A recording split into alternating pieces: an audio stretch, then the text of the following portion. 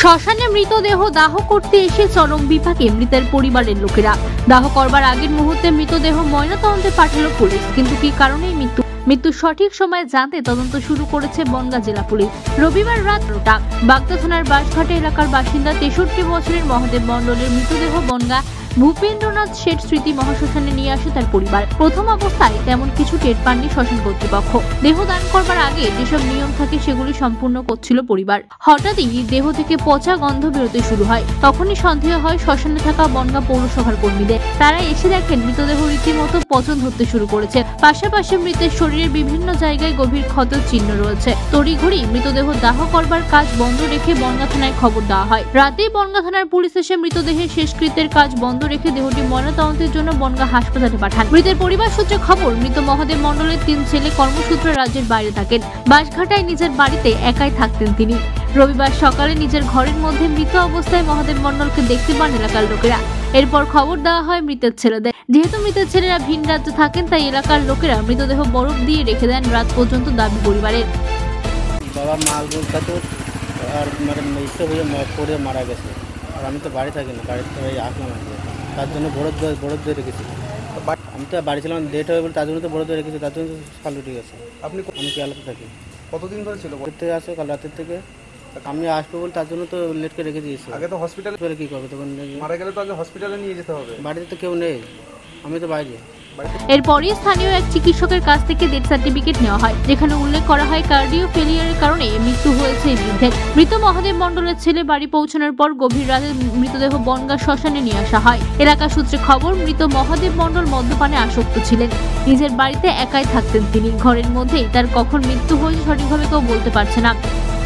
আমরা তো কিছু দেখিনি, আমরা ওর মামা মামি আমাদের ঠাকুর জামাই হয়। আমরা সেই সময় খবর পেলাম সকালবেলা, তখন 9টা-10টা বাজে, তখন আমরা খবর পেয়েছি যে অমিতের বাবা মারা গেছে। কবে মারা গিয়েছে?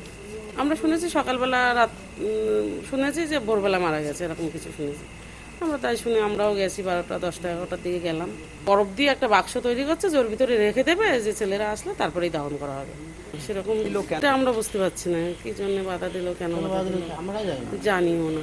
শ্মশান কর্তৃপক্ষের দাবি, মৃতদেহ রীতিমতো পচন ধরতে শুরু করেছিল। ডেথ সার্টিফিকেটে উল্লেখ করা আছে রবিবার সকাল 6টায় মৃত্যু হয়েছে। সকাল 6টা থেকে রাত 12টা পর্যন্ত 18 ঘন্টায় কখনো মৃতদেহ পচন ধরতে পারে না। তারা আশঙ্কা করছেন বেশ কিছুদিন আগে ওই ব্যক্তির মৃত্যু হয়েছে। পাশাপাশি তারা অভিযোগ করেন মৃতদেহের গায়ে বেশ কিছু ক্ষতের চিহ্ন আছে।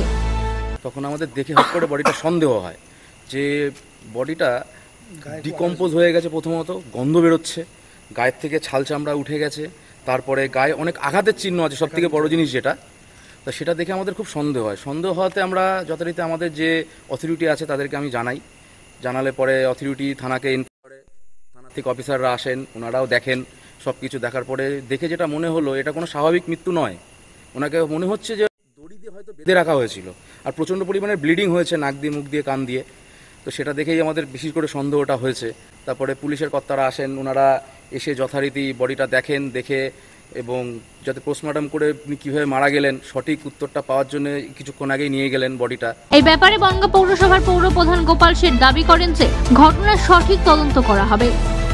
এই কাজগুলো মৃতদেহের সঙ্গে ব্রাহ্মণরা করার সময় তার লোকের চোখে পড়ে যে তার দেহটা বিভিন্ন দাগ এবং তার গা থেকে গন্ধ বেরোচ্ছে,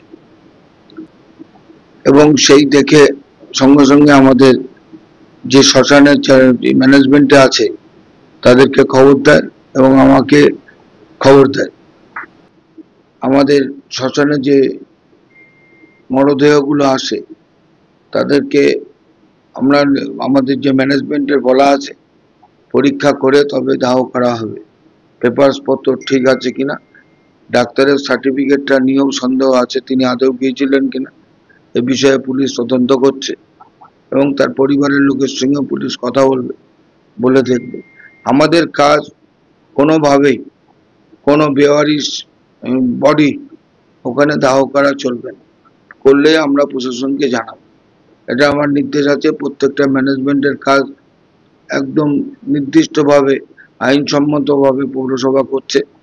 আমি ধন্যবাদ জানাই যারা শ্মশানের ম্যানেজমেন্টে ছিলেন এবং পুরোহিতকে তারা সঠিকভাবে এই কাজটা করার জন্য।